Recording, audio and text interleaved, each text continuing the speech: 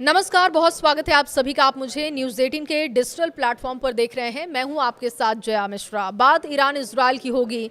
Iran Israel के बीच 12 दिन चले संघर्ष के बाद 24 जून को अमेरिका और कतर की मध्यस्थता की वजह से सीज फायर हुआ था, लेकिन दोनों देशों के बीच तनाव अभी भी बना हुआ है। जंग किसी भी समय शुरू हो सकती है। इस बात के संकेत दोनों ही देशों की ओर से मिल रहे हैं। दोनों फिर से हमले करने की तैयारी में हैं।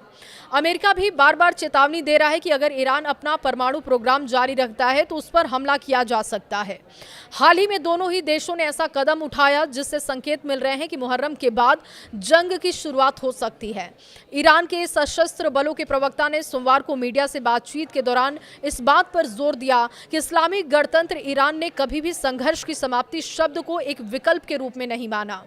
वहीं अमेरिका ने इसी दिन इजरायल को बम गाइडेंस किट और संबंधित सहायता के लिए $510 मिलियन की बिक्री को मंजूरी देने का ऐलान किया, क्योंकि इजरायल ने ईरान के साथ अपने हालिया संघर्ष को महत्वपूर्ण मात्रा में गोला बारूद खर्च करने की बात कही थी।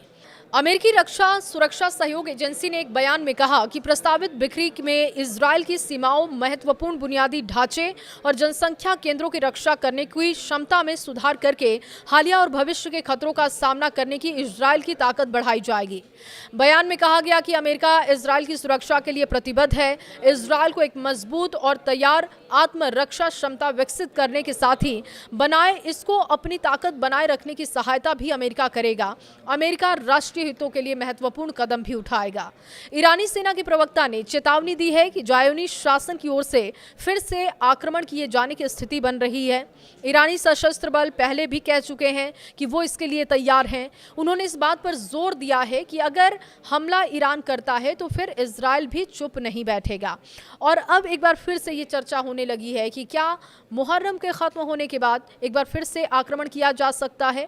इसके साथ ही साथ देखिए, ये बात भी हो रही है कि ज़ायोनी शासन कभी भी भरोसेमंद नहीं है, ना तो दुनिया में कहीं के लिए और ना ही वो ईरान के लिए भरोसेमंद रहा है। प्रवक्ता ने ईरानी सशस्त्र बलों के जंग के लिए तैयार होने के संकेत भी दिए और उन्होंने जोर देते हुए इस बात पर कहा कि हमारी सेना पहले से कहीं ज्यादा तैयारी कर रही है, वो तैयार बैठी है। ज़ायोनी शासन के द्वारा फिर से आक्रमण किए जाने की स्थिति में उन्हें कुचलने वाली विनाशकारी प्रतिक्रिया का सामना करने के लिए हम पूरी तरीके से तैयार हैं और उनको भी इसके लिए तैयारी कर लेनी चाहिए। तो देखना होगा कि मुहर्रम बीतने के बाद ईरान और इजरायल क्या करते हैं और इसमें अमेरिका का रोल क्या होगा। खबर पर अपनी राय जरूर रखिएगा।